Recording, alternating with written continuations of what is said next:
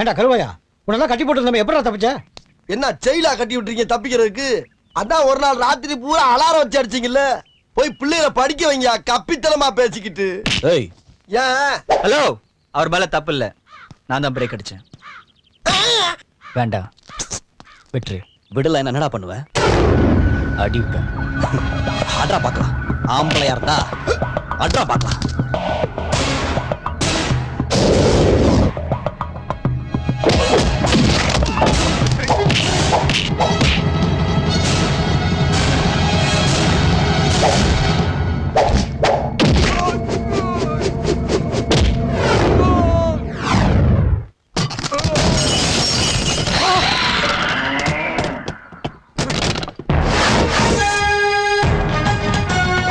நீ சொன்ன, நான் செஞ்சேன்.